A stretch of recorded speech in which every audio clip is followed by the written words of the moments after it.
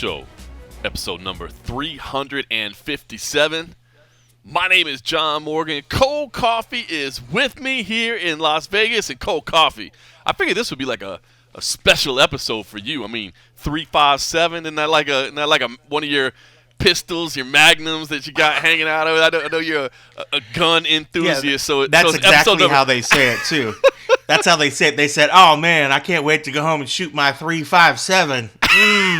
What caliber is that? Is that a 45? No, it's a 357. You know, when you're hip, you say 357. Well, that's how 357, yo. So does this feel like yes. a special episode? You got to mark the occasion. You've been looking forward to this one. I have it. You know, and it's funny. I have my 9mm sitting right over there. I could. I could show it, but it doesn't really work graphically for the audio. I knew it. Well, it's funny because there's actually a shotgun not too far away. You know what's funny? When people were watching my house when I was gone, I was like, oh, you did good. You locked up all the guns. And then when I got back today, or when I was here today cleaning up, trying to find some paperwork, I was like, oh, hey, I guess I left that shotgun out. It's tucked away. You can't, if you don't know where it's at, you couldn't find it. But I was like, oh, I didn't lock that one up. But bro, if I'm house sitting for you and I walk in and there's a big gun just laying over on the side, I'm gonna be honest, that might make me a little bit uncomfortable. I mean, I know I'm a red-blooded American male like I'm supposed to be, but I don't know, that's a little intimidating. Well, you know what we need to do to get over that is you have to shoot it. You have to just go out and learn about it. If you know about it, you wouldn't be afraid about it. I'll have to take you up to that new range that I just got a membership of. And you can go and actually, if depending on what it is, it's like first come, first serve, but I could take you to one of the things you can actually pull into one of the little drive-in ranges, and you set your targets up downrange, and then it's just yours, and you can actually go and like take your time, and you're not 2 feet from the next person, so you could actually learn and actually, really sort of get comfortable and then shoot it, and then you wouldn't be as afraid. What is this? I think that's what most people are about. Yeah, it's outdoors. Wow. And it's actually, it's on the way to Red Rocks, Desert Sportsman, and it's actually, they exist. There was a one-time land grant from like the BLM, and then these guys are like conservators for it. So, with that, there's certain regulations. Whatever, you can't teach for lessons for money out there because that would, goes against what it is. But regardless, yeah, it's outdoor, and you can go and actually go out there and bring depending on what range you're at, you could bring your rifles, you could bring your shotguns, you could bring your handguns and all that other stuff, depending on which ones you're at. But you could take your time and actually, get comfortable. Somebody can explain, you can get comfortable, and then you can shoot at your target. Then you police your sort of ground, you pick up your shells and stuff, you clean up after yourself, and then you leave, and then somebody else can use it. But it's awesome, and it's less nerve-wracking than actually going to one of the ranges, and then you're just in that big metal sort of box, and there's a person 2 feet to your side, and then you get kind of nervous, and then everybody's just like, I don't want to do this, I'm embarrassed. It's a lot more comfortable out there, and then you could take your time. And then once people, shoot a couple times, then they realize that they're not that scary because there's not the mystery around them. That's what half people are scared about it, But that regardless, you would never come into my house and find a shotgun just laying on the couch. I'm not that crazy. I'm not that wild. I appreciate that. That's good. Listen, let me just say first off, before we get too far into this, thanks for bringing your recording gear. I appreciate that. That's nice that you can actually take part in the podcast this week. I just want to give you some extra love for taking that extra special step. Hey, it's the extra step. That's what I do, man. That's why I'm Employee of the Month. Left me hanging last week. That's all right. We made it through. All right, let me give a quick shout-out. Frosty Beverage this week, courtesy of the one great Cody Merrow. I mean, we're talking about all-star beverage provider here, the producer of the Anik and Florian podcast, of course, Weekly Scraps with Aljamain Sterling as well. Good friend and a guy whose work I really, really admire, and honestly hope at some point in our careers we can maybe work on a project or something. But in the meantime, I don't know if we can afford him. Well, that's why we're not working together just yet. You know what I'm saying? He's on these all-star projects. Yeah, he's giving us money. What a good guy. That's a good man. Maybe somewhere down the line we'll be able to afford his rate. In the meantime, we'll just drink the Frosty beverages. So thank you very much, Cody. Appreciate that. And thanks, Cody. Maybe providing some peanut M&Ms over there for you as well. Hell no, I'm eating these motherfuckers. Ain't no one get my peanut M&Ms. Yo, you gotta take it behind the curtain just like that. We had to slow the recording down after I started recording because I opened up a pack of peanut M&Ms that I found in here in the studio fridge, and then they were so good because I don't really eat candy that often that I couldn't stop eating them. And so then we start recording. He's like, dude, we can't record right now. I popped another one in my mouth and I started eating, and I was like, all I could hear in my ears. So we had to stop for a second. Amazing. Yeah, peanut M&Ms, man. I'll fight somebody over peanut M&Ms. Don't take my peanut M&Ms. That's fat kid food right there. Oh, man. All right, listen, you made the trip down to Anaheim last week. Obviously, didn't get to speak to you due to the equipment malfunction, but I just did want to ask you. I mean, I did get a chance to wrap everything up on the and a half, but now that we've had a couple of days to let it soak in, I just kind of wanted to get your thoughts, especially on that main event, because, you know, I rightfully so. I mean, a lot of people are really praising Francis Ngannou and saying, man, it's so great to see the evolution of his game, and it's so great to see this new wrinkle that he's able to implement. And I do agree with that. I mean, I think he definitely showed some improved wrestling skills. You could see the basics of the jiu-jitsu. I mean, we're not going to be rushing out to put him in Abu Dhabi, anytime soon, or submission underground or Fury grappling. We're not. But he did show some new wrinkles. But here's what I want to, and I don't want to be mean when I say this or attacking anyone, and I don't want to take away from Francis Ngannou, but are you left with the feeling that as much praise as Francis Ngannou deserves, that Cyril Gane deserves quite a bit of criticism for essentially, in my mind, I don't want to say giving the fight away, but yeah, I feel like the tide of the fight changed after round 2, and Cyril didn't make any adjustments whatsoever and showed zero ability to get out of bad situations. And I think Francis deserves all the praise, but man, as I go further away from that fight, I feel like we got to levy some real criticism on Cyril and his ability to react to everything. Well, if it comes down to that, gosh, there's so much to address in that. I almost feel like, and I don't want to throw your boy under the bus, some of that stuff should have possibly came from his coaches as well. If he wasn't seeing what he needed to do, he should have got maybe some clarification off to the side of what wasn't working, what was going right. You could see there was a moment in there when he tried to do some things, and Francis shut it down, and that probably in his mind was like, wow, that was what we thought would really work, and you labeled it, you said it was like, oh man, look at this new little wrinkle, but man, the Francis that showed up was such a new, improved Francis. It was, talk about wrinkle. It was a nice pleated pants. It was a whole new look on the pants, for Francis. I mean, he looked so comfortable and so confident when it came to try to take him down, that it just felt completely different. Like the Francis we saw, I would have think that Stipe would have had an issue trying to get down. Back in the day when Stipe made it look easy, this Francis wouldn't have been the same. I mean, he's jumped leaps and bounds. And then when it did get down on the ground and he was able to use that jiu-jitsu to do some of these switches and reversals, I was like, holy cow. It was just incredible. I couldn't believe, and this is where my picks are already off to a bad start this year. I didn't think there would be that much growth. I thought Cyril, I thought the cardio, I thought the power, sure. I thought he would go out there and actually throw hands. He was a lot more hesitant than I thought, but I also think when he did some things, when he did finally, he'd do some shots towards the middle or he'd throw some shots. He was starting to do some tells that Francis was prepared for. There was that one where you kind of hear the commentary here, when he would go in, when Cyril would go and throw some shots, he always was ducking his head into a certain direction. And Francis started then countering that with like uppercuts.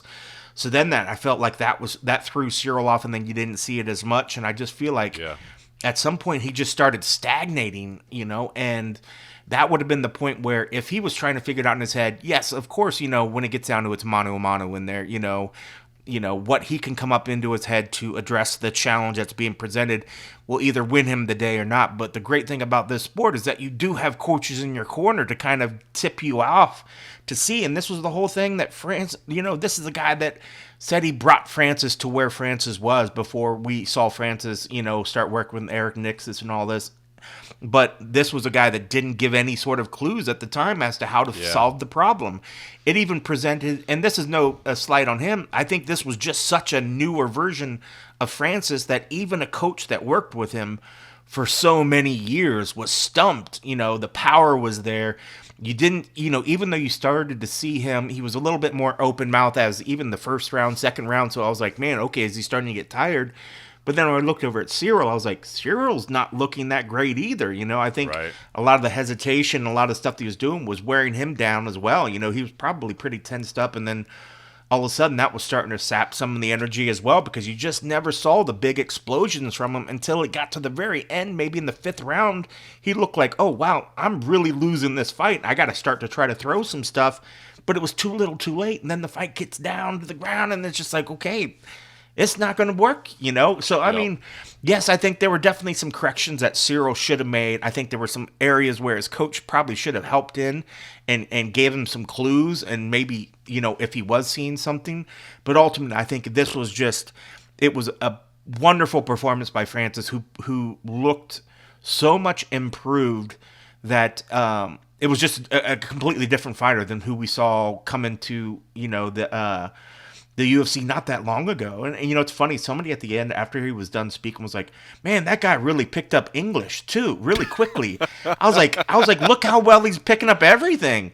Yeah. His brain is firing on a whole nother level right now. His whatever neurons and stuff he's on, he's learning English language super fast, to where he's now, we don't even think about how, wow, when we first met him, we could barely speak with the guy. True. He was having such hard time.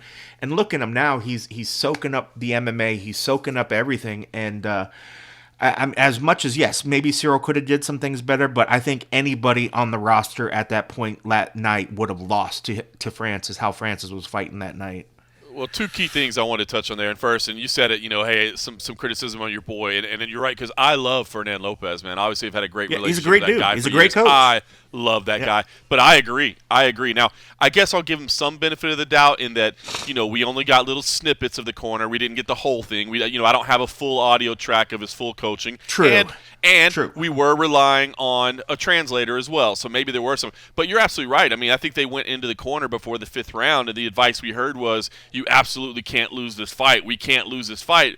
I want to hear something like, hey, you have got to get off your back. We're even right now. You win this round, you're walking away the champion. Don't let him get it to the ground. Do this. You can't settle on your back. All those things. And you're right. I didn't hear a lot of that, so I think there is some criticism to be levied. But the other thing was, and you touched on it, but I kind of wanted to ask you, because I was watching from home, but I was watching that post-fight press conference, and Francis Ngannou addressing all the drama, addressing all the things he's frustrating about, addressing all the criticisms, but what I thought doing it in what I thought was a pretty eloquent fashion, man. And I thought just stating, I don't know, like he just, after that press conference, I thought, man, how can you not agree with this man and understand his grievances and understand his concerns? And, I don't know, man. It felt like a rallying point where you're like, yeah, that dude's got a great point, I thought it was really surprising, too, that he goes in there and didn't realize that Dana didn't go to the presser. He realized about, hey, the belt thing, he's like, oh, okay, whatever. It obviously didn't bother him that much in the ring, but he was just like, oh, whatever, I'm sure he noticed it and then was just like, okay, I'm sure he'll have something to say about it. I'll get back to the presser and Dana will have told people and I'll get some answers. And then I remember when Kevin was like, asked him about it, and he just kind of, I don't know, you'd have to tell me, or, I'm sure Dana will have to say something. And then when he found out that Dana didn't go there, he was like, oh, wow, he didn't even come here, Right. It was just surprising, I think it just sort of threw him off as well. But, what a range of emotions that has to be. I'm sure he left that night as well, still thinking about it, like, what the heck is going on, like, I'm the champion of this company and the president can't even go to the presser like he normally does. Didn't put the belt. Maybe I would have let that slide and just say, okay, whatever. I know we're in issues. Things are going on. He does want to put the belt, whatever. But then to skip what he never skips. Okay. If there's one thing that Dana's going to be at, it's going to be at the presser. Okay. So I just thought that was strange that Francis was finding that sort of stuff out while he's up there supposed to be talking about his moment. people were dumping more drama onto his plate right then at that moment as well. But I felt like he did take the high road. He didn't take any shots. And you're right. So all right. So I want to touch on this, right? Because just a little bit ago, before we sat down to record the podcast, Dana White did do a Q&A on ESPN Plus, and in that Q&A, he said that he actually left right after the co-main event because he had to deal with some stuff backstage. He said it had nothing to do with Francis, nothing to do with the fight, and he didn't mean it to be any disrespect whatsoever. And okay, maybe. But then skipping the press conference as well, as you said, was he still dealing with something at that point as well? I don't know what to make out of this. They run out of some water in the back or something? Yeah, he had to go find some new packs of water or something? Did they run out of, like, tape? Like, the cutman ran out of tape or something? And he's like, I got this. I got this. The toilet was backed up, and he's like, bro, move out the way. Let me show you how to handle this. Somewhere the ice machine was busted, and Dana was like, I got this. I got this model at home. Let me get up in here, and I'll fix it. All right. So, I mean, listen, I know there's a lot of business things going on, and maybe it was entertaining some VIPs, or who knows what it was. You know what I mean? But I don't. So, but here's why I am torn on it, right? Because if they really are at odds, and he's doing this Q&A today, I mean, he could have just buried him, and he didn't. You know, he praised Francis, said it was a great game plan, a great strategy, all these things. But I'm still having a hard time believing. Okay, you couldn't make it during the fight because so you had to go put a fire out. Fine, I get it. But as you said, man, the post-fight press conference, man, that's his thing, right? He loves to hold court, man. He loves to come out there and give us the numbers, tell us how great everything was. Yeah, so I'm torn. I know most people just be like, I hate Dana White. He's lying. I know he's lying.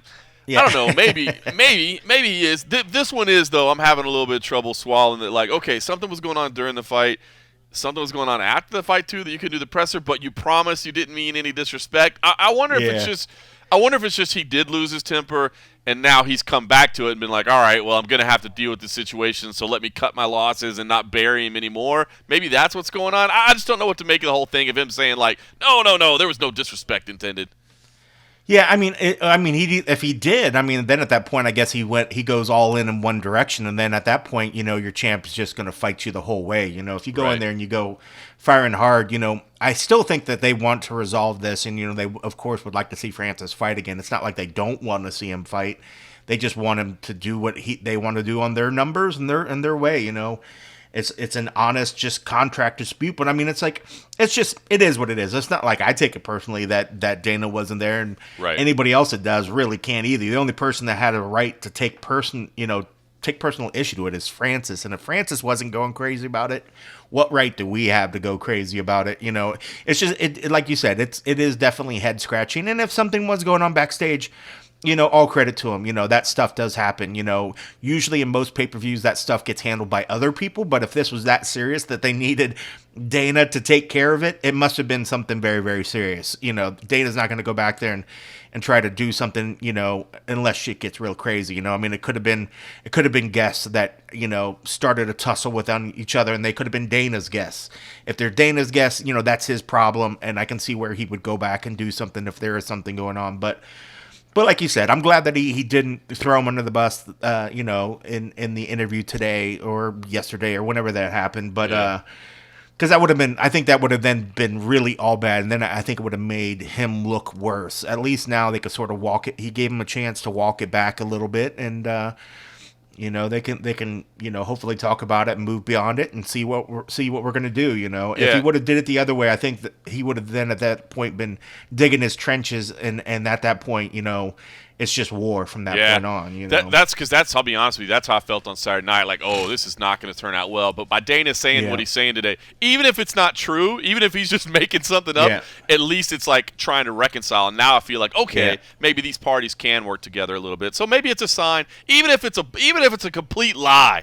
At least maybe it's a sign that we're moving in the right direction and these two can get back on the same page. So fingers crossed that's what happened. It's good at least he addressed it. If he would have went on there and never said anything about it and would have, you know, pushed it off and not said anything, it would have seemed much worse, you know. So maybe it's a at good least sign. now they can sort of move on beyond it. Maybe it's a good sign. All right, real quickly on the co-main event, I did want to get your feelings on this. I've kind of made it clear. We talked about it on Spinning Back Late. Phenomenal fight, fantastic fight. Yeah. I scored it for Devson Figueredo. I thought it was scored correctly, but I guess really what I wanted to ask you about is, are you in the camp, because it seems like it's split right now, Are you in the camp of, hell yes, let's do fight number 4 right now? Or are you in the camp of, hey man, they've already done it 3 times. You've got Askar Askarov, you've got Kai Kara France, you've got Alexander Pantoja. They need their opportunity as well. Where do you fall? Because I'll be honest with you, I don't normally like it, but this is such a unique situation. 1-1-1. I mean, that's crazy. That shit never happens. Like, Yeah. I'm in the camp of let's go fight number 4. Where do you stand? I mean, I want to see the fight, but I do have a bit of I do have a bit of fight fatigue over it. I mean, I just feel like, man, we've seen it.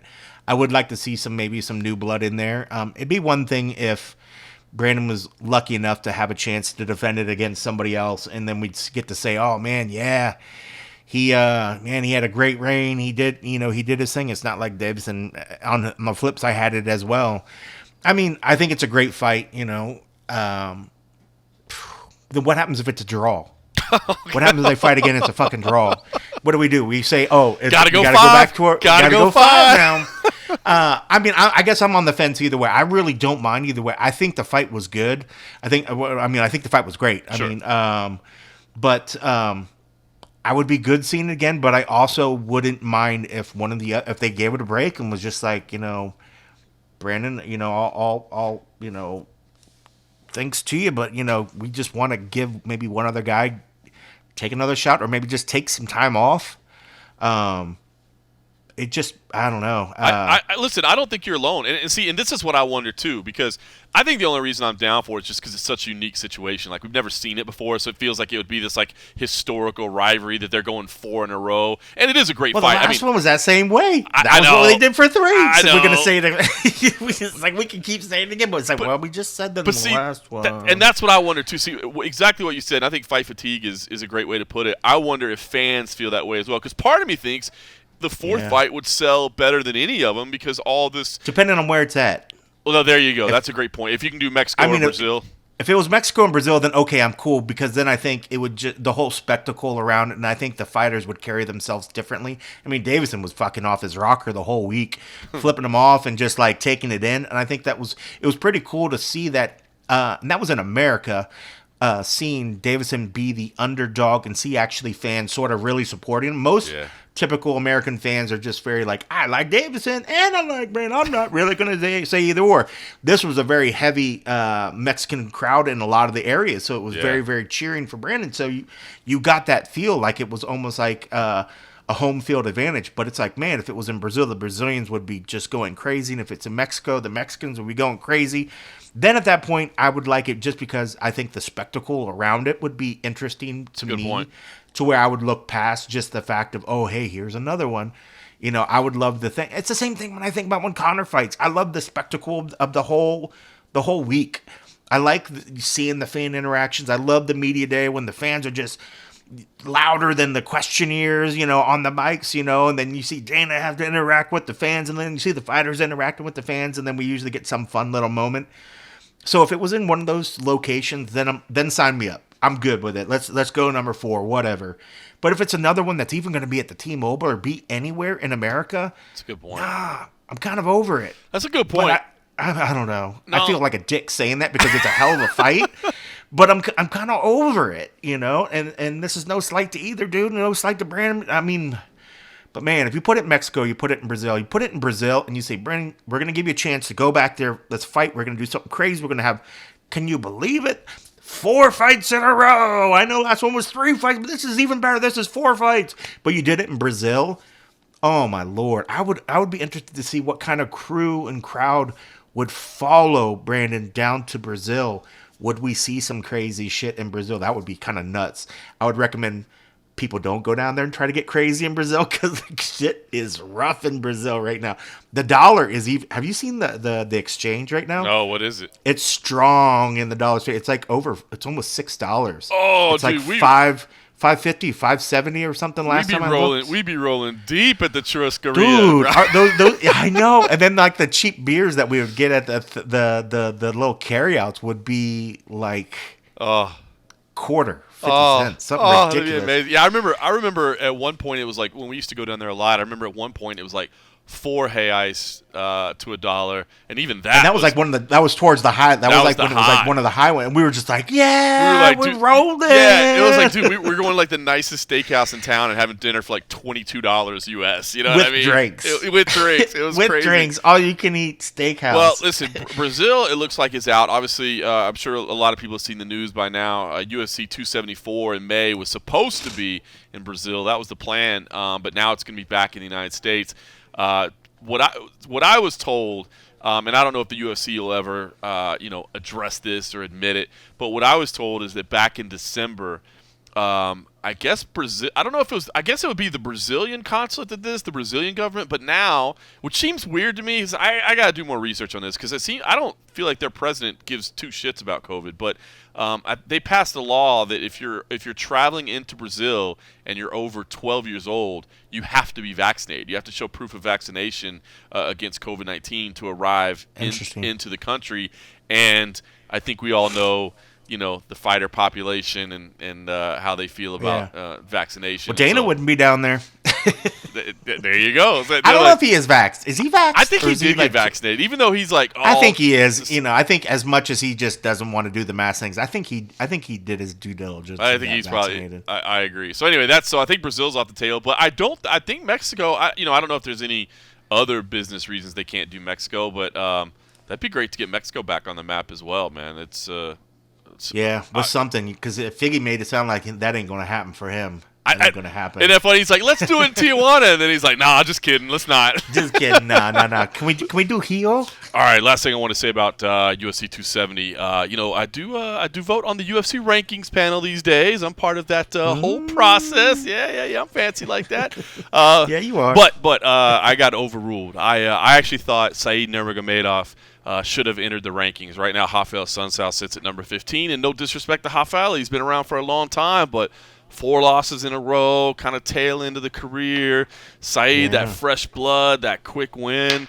So I had Said Nurmagomedov at number 15 on my bantamweight rankings, but I don't know. I guess nobody else did. He's not part of the Nurmagomedov bloodline, right? He's not part of that bloodline, right? That's you why don't have to give him the Nurmy credit right off the bat. That's too funny. All right, listen. Should say, by the way, if you like what you're hearing, and I don't see why you wouldn't. I mean, it's just a couple of good old boys sitting around drinking a couple frosty beverages and talking some MMA. If you like what you're hearing, do us a favor. Take a second to rate us, review us, give us 5 stars if you can, wherever you're listening. We'll take some feedback, whatever you got. Hopefully it's positive. And if you want to step your game up to the next level, you head on over to Patreon. Send us your positive feedback. Fuck the bad feedback. Yeah, just send us the positive feedback, please. And then we wanted the bad feedback back in the first couple years we did the show. Now it's only purely positive. Not feedback. Anymore. Our egos can't take it anymore. We really need built up, please. I mean, a nice pat on the back. Just a hey there, peanut M&Ms. Good job, fellas. We'll take it. But if you want to step your game up to the next level, after, of course, leaving us some positive feedback and making us feel better about ourselves, head on over to patreon.com/the MMA Roadshow, where for as little as $3 a month, you can help support the podcast, obviously cover our costs over there and help us out. And, of course, get exclusive access to the and a half episodes that we do and maybe some other things that we got in the pipeline. Been working with the boys over at the MMA Junkie Radio crew as well and talking about some things we can do outside. So you'll get exclusive access to that. Just like our man Paul. Shout out to Paul for signing up on the annual plan. Appreciate you, Paul. Yes. Thank you, Paul. Keeping the lights Thanks, on. Paul. Frosty beverages were courtesy of Cody Merrow. Peanut and M&M's, courtesy of Paul. There you go. All right, listen. Thanks, Paul. A couple other things, Cold Coffee, just want to get to. PFL. How about the PFL making some news? Back on ESPN now. They re-upped, to be honest with you. Man, the number 2 organization right now. Well, I was gonna throw that out there and see how that one struck you. Peter Murray had no problem throwing it out there, and I'll tell you what's funny. Oh boy, I'll tell you what's funny. So the interview we were doing, he just laid we start talking about the contender. Excuse me, God, I did it again. We start talking about the Challenger Series. I've called it Contender Series a couple times. We started talking about the PFL Challenger Series. and he laid out, hey man, this is a perfect time. Like now that we're the second biggest promotion in the world, this is a great time for us to expand, et cetera, et cetera, et cetera. And I actually brought it back to him. I was like, Pete, I'm like, man, I thought that was kind of crazy how you just, threw out there that you're the number 2 organization. Like, do you have some metrics that you use for that? I mean, how do you determine it? And he was like, absolutely. He's like, we've got wider distribution. We've got more sponsorship. We've got more rankings. I mean, it was not a slip of the tongue or him not being confident. I mean, I circled back to it and gave him an opportunity to be like, oh, yeah, hey, don't say that I said that. I didn't mean that. Like, no, he was like, yep. If you look at the distribution we have, if you look at the sponsorship sales that we have, if you look at the ranked fighters that we have, we are absolutely the number 2 organization on the planet. So, listen, it's bold. Is he just taking ESPN numbers? Like, he's like, how many homes is ESPN in? That's how many we are in. But hey, that's how many we are in. Hey, look, he is kind of using that logic for sure, but it is that old thing, right? Of it's such a difficult position for Bellator to be in, right? Is because you want to take that Showtime money, of course, man. If they're going to pay you a good check to put you on their premium channel, but the truth is, that channel. No one has that channel. That's right. It's not in as nearly as many homes. The programming in terms of like, I mean, I like some shows on Showtime, but in terms of like where you get your value, it can't hang with ESPN. It really can't. And I mean, I saw that and it was hard to not laugh a little bit. But in terms of like you're starting to say, the fact that it's on ESPN, you can't not pay attention to that. I mean, they are on the best channel that you can be on. I mean, they went to the place that has the UFC on it, for Christ's sakes. That says a little something right there. So if you're positioning, I guess I can't fault them. It's funny. If it feels like every other time we hear a promoter say that their organization's the biggest in the world, we hear that often from other ones that are like, screw the UFC, they're not the biggest. Right. Yeah, they are for the most part. But it's funny that now the contention is that the number 2's been replaced. It is. I don't know. You know what? I found that to be interesting too, because I know, like, used to, companies wouldn't want to say that, organizations will say, but I think even the organizations are just realizing, like, look, the UFC is the UFC. We ain't taking them down. But if we can position ourselves as the number 2 organization, that's not a bad place to be. So I don't know. If not though, don't you immediately just start like tuning out everything else they say? Like once they start saying like, oh, we're the biggest and we're the baddest, I can't help it, but my brain starts already like, oh, okay, you're just selling me something. Selling me something. Sell me, is this as seen on TV? Okay, where do I plug it in? How many installments, and then when is it mine? So now the argument's about who's number 2. Yeah, now shoot. Bellator better step it up, man. Number 3 now. Well, I'm looking forward to see. So we'll mention. So Bellator 273 is this weekend. Nolan King is out in Arizona covering that event. So we will get a chance to hear, I'm sure, from Scott Coker. And I don't know if Nolan King will be the one to ask the question, but I gotta think somebody's gonna ask the question, right? Somebody's gonna ask, and I can't wait to hear what he has to say about it. But then, hey, but ultimately, I mean, numbers is great. I mean, because that's the stuff that they need for their investors. That's the stuff that needs to, maybe, the people that are on the side, like, I don't know what other organization beside the UFC to watch. Maybe it's the numbers that win them over. I think sometimes the channel is what's going to be what does win them over. So I'm sure that does them some favors. But, it comes down when I look at it and I look at what the number 2 organization is going to be. Part of it for me is who is in the organization. Right. Yes, you might have great broadcast channel, but who do you actually have in your stable of fighters? And you can't say the PFL fighters outside of Kayla Harrison are the number 2 organization of fighters. They're just not. Bellator's got better fighters top to bottom than what PFL does. I think PFL's got some hella great fighters, and I love the tournament format. I love a lot of the stuff that they're doing, but if they had to go toe to toe, I think at the end of the night, DC versus Marvel style, I think Bellator is going to kind of come out on top. Right. So in my mind, that weighs out to what the number 2 is. That's an interesting discussion, right? Because because you're absolutely right. Like, obviously I work with George on doing our rankings at MMA Junkie, which the MMA Junkie rankings, of course, are all organizations blended together. And I can tell you beyond a shadow of a doubt, there are far more Bellator fighters in our In the rankings rankings. than there are the PFL. Right.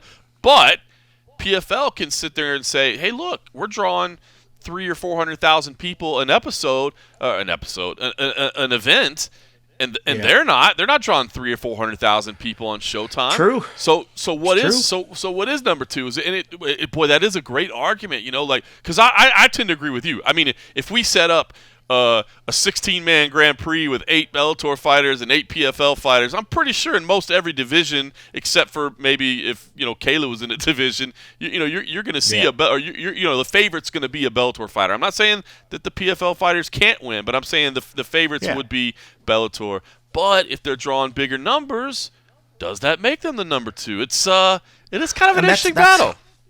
Yeah, I mean, like you said, that's the metrics. It's like what's important to that person, like whoever's judging it. Like if you're going to somebody, it's like, okay, what's more important to me? If it's a person that's just like that's wowed by numbers, wowed by the bigger things, like bigger must be better. They have 300,000 views. These guys had 150,000 views. Oh, they must not be the same. Where somebody's like, oh, but the level of the fighting on the 150 was so much better than the other one.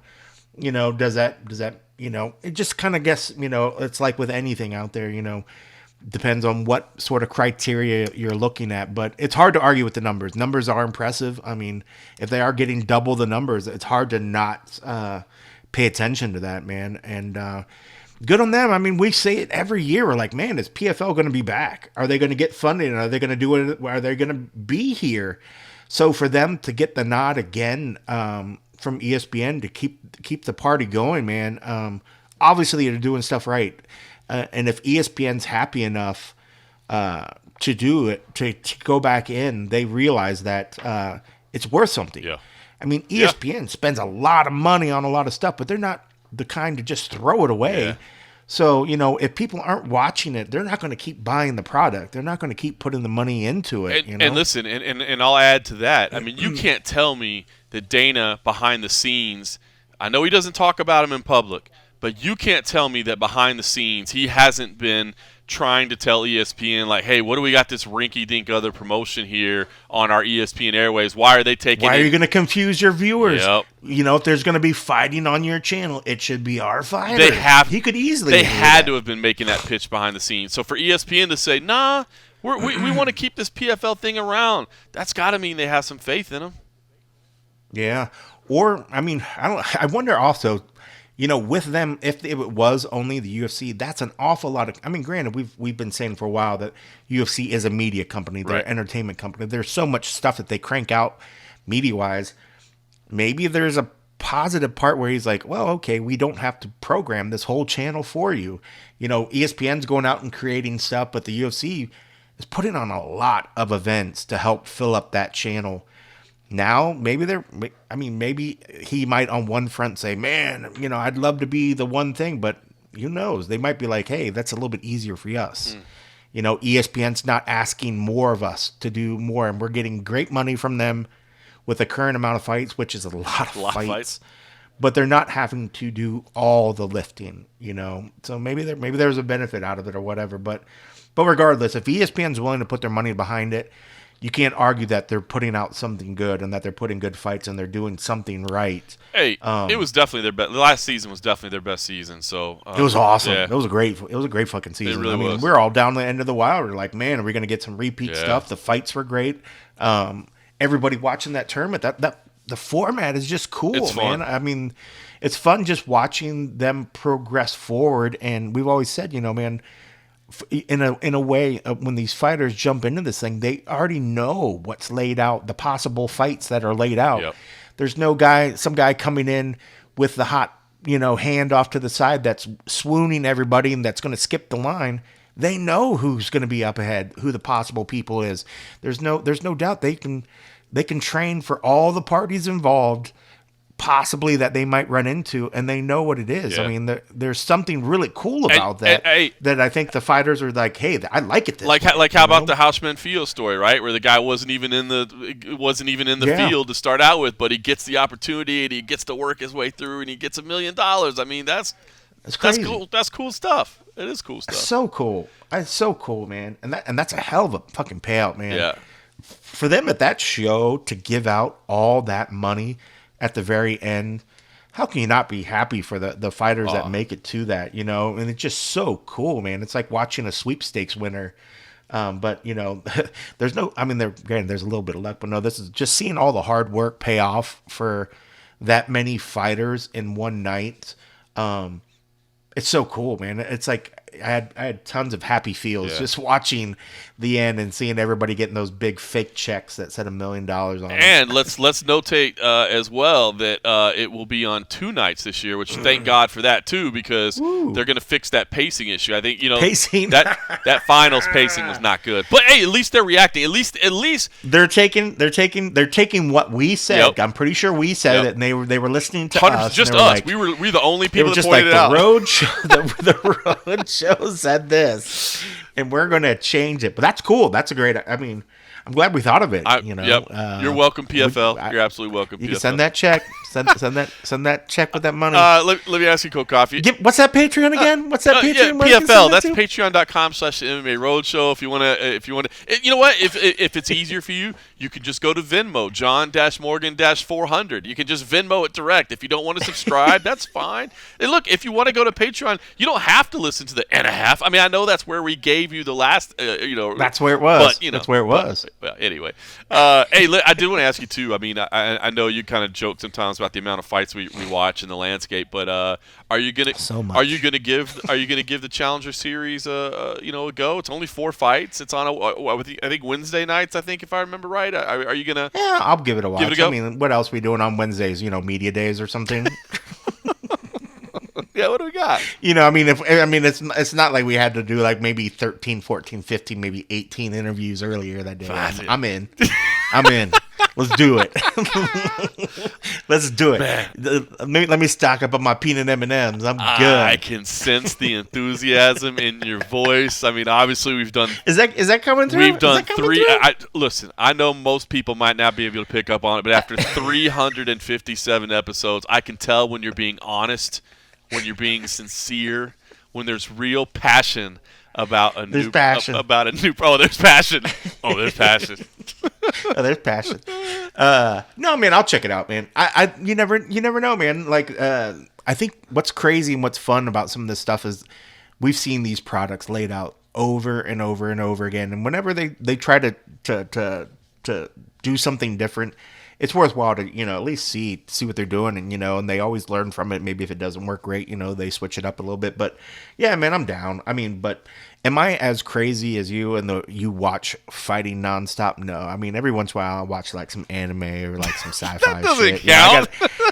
I gotta have some. Well, I know it doesn't count as fighting, but I can't only watch fighting stuff. Okay, like that's all we do. It's all we do. Literally all I do. It's like it's.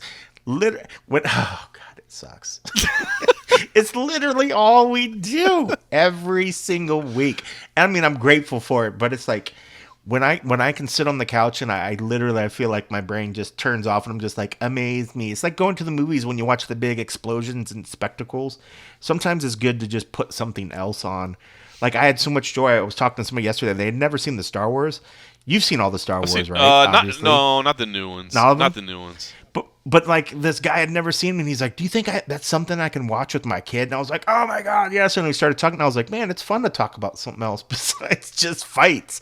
That's all we talk about. That's all we watch, So yes, I mean, I would love to. I'll give it a watch and give it a try. But honestly, I mean, there's some days when it's not fighting, and especially after media day, if there is a media day that day.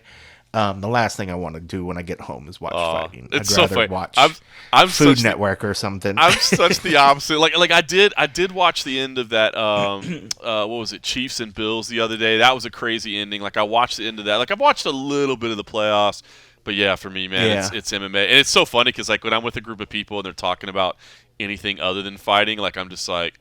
Lost, you know what I mean? I'm just like, So I think I was stuck in the airport and I missed all those good games, man. I heard people chanting. Oh, I was stuck in the airport. I had that layover and then missed the connection.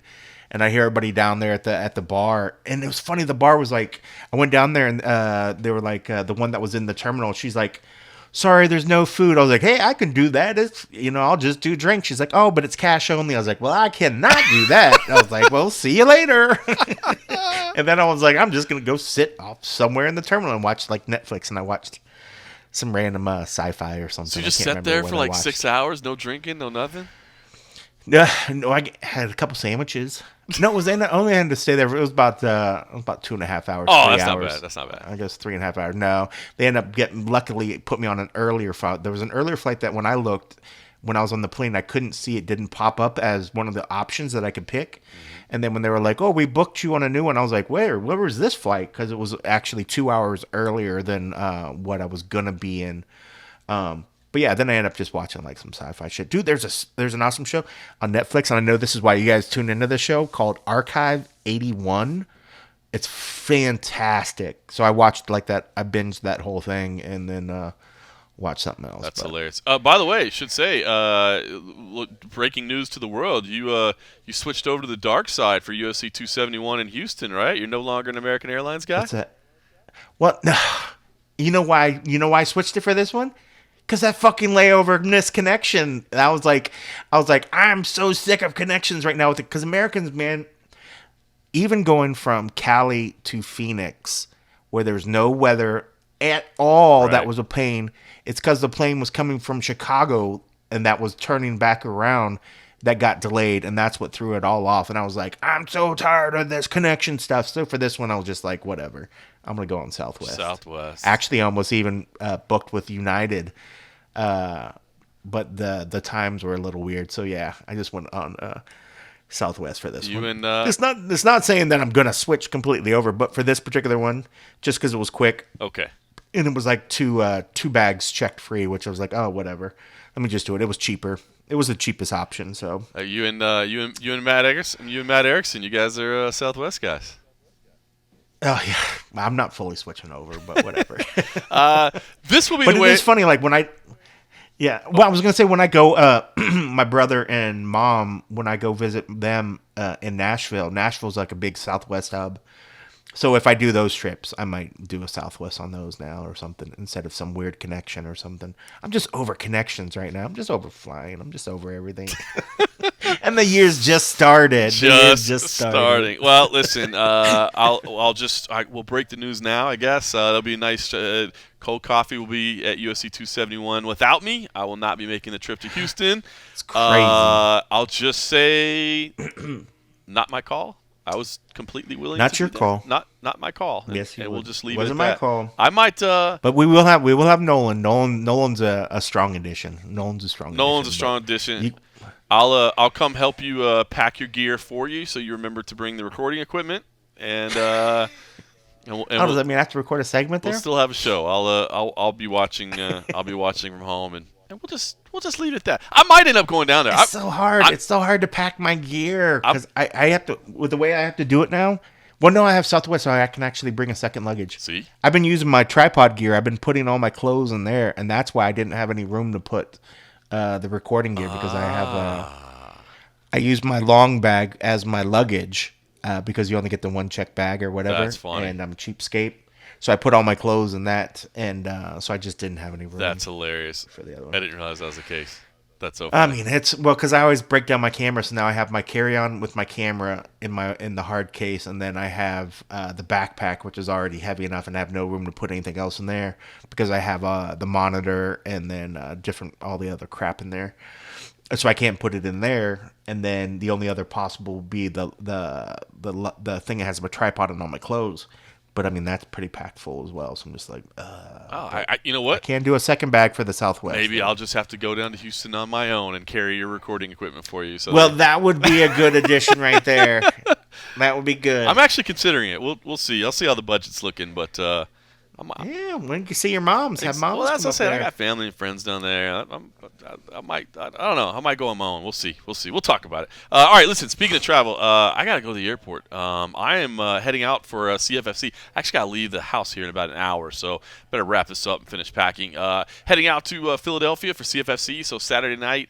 If you guys want to tune in, UFC Fight Pass, we got a good card as always. Great main event. Obviously, middleweight title fight in the main event. Aaron Jeffrey, who you've seen on the Contender Series a couple times, come up just short on the Contender Series. He's putting his middleweight title on the line against Rex Harris, who took some time away from the sport to kind of reinvent his game, fought for PFL, WSOF, and now he's back.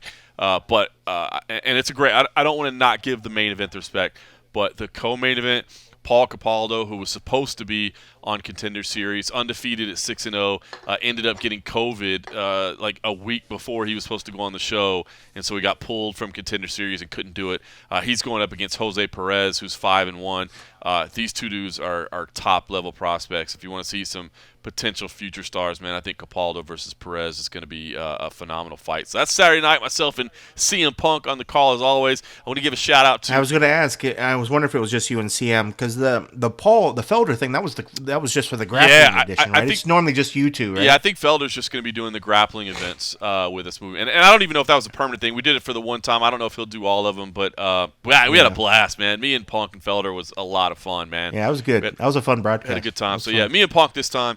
I did want to give a shout out to La Adelita, the official tequila of CFFC, and their bigger brand, Legend Spirits, that also has some bourbon and some wine. If you take a look at my Instagram, I was gonna say you got a little bottle in there. They shot me. That bottle they shot me a little care package, bro. They shot me a case of alcohol. A case, a case, brother. I've got. Hey, where's our 50-50 split? Where's that? I got a fridge over here. You can put a bottle right in here. Hey, you know what? Let's. You know what? Bottle of that tequila. We'll crack open some. Is it the gold stuff or the bro? This is silver. This is high level. One of them is an extra añejo. It's like 3-year aged, man. It's like, dude, I can't. I'll bring some over next week when I'm back in town, man. We'll crack some open and maybe have a little bit of tequila next week. All right. A tequila buzz is fun, man. Right. Tequila buzzes are fun. We'll crack open a little tequila. I don't know if we should record on that, though, because that could get wacky really, really quick. Then that means we absolutely should record. Maybe we should. So check that. So that's La Adelita. We got another one. I don't know if this is going to happen. Check this out. This is how much the game has changed for your boy John Morgan. We've got a new sponsor. And I don't think I can say their name yet because I don't know if the deal's all signed yet. But it's a clothing sponsor. And from my understanding, part of the deal is custom suits for your boys. So, yeah, I'm talking about my understanding. With short bottoms? Like short pants? Like, hey. Are they going to make, is that the custom part? They're going to give you. Do you guys do khaki shorts? Is that, do you guys? You're going to be like, can you take the legs up some? A little bit more? Can you take them in and up about, I don't know, 24 inches? Just mid-thigh? Dude. Mid-thigh? So mid-thigh, funny. maybe? So listen, if it comes through, my understanding is that they're gonna give me the old fitting. It may shock you to know the suits that I do have right now are kind of just off the rack. They're not custom fitted. So I'm kind of anxious to live the high life a little bit, see what that's all about. Hell yeah, bro! I'll be off the rack for the rest of my life, unless I win the lottery. Mega Millions, man, it's up there, man. If it doesn't hit this weekend, or maybe even this weekend, I might have to make another little trip down to Cali or over to Arizona and get me a little Mega Millions. Or where are you going? Philly? Yeah, I'm going to Philly. Buy us some Mega Millions. Are there Mega Millions out there? Yeah. Oh yeah. Okay, yeah. when's the drawing? There's only like 5 states. The drawings are on like Tuesdays and Fridays. Tuesdays and Fridays. Okay, I'll shot. So I should be there in time then. Yeah, if nobody hits, man, it's like over 400 million or something. Yep. I think we could upgrade the studio with that. I'll throw down a solid $5 on that. Let's do this. That's awesome. Let's do this. Let's go. If we hit 400 million, Hathaway Production Studios is gonna be lit, bro. I assure you that. I'll get some neon lights up in this motherfucker. Dude, some crazy shit. We'll have Hathaway Production Studio over there looking solid if we can get that 400 mil. I promise you that. I'll get a second fridge. I'm not saying we're going 50-50 on it, but I'm saying you'll definitely second fridge. That's easy. We'll get a kegerator in there. We might have just a beer delivery store there. Like they just come restock it all the time or something. We'll just set up a commercial outlet where we just sell to ourselves. We'll sell to ourselves. I like it. All right. I got to pack up, man. I got to go to the airport. Like I said, Nolan King, Bellator 273, full coverage of MMA Junkie. Danny Segura down in Miami. He's actually at Eagle FC, so we'll have full coverage of that Eagle FC event. And like I said, tune in on UFC Fight Pass Saturday night for CFFC. Yeah, that's it. No and a half this weekend because there's no UFC show, but I don't think it'll be like that for pretty much the rest of the year. So we'll enjoy it, and then we'll be back in full swing in February. And in the meantime, we'll just tell everybody, thanks for listening.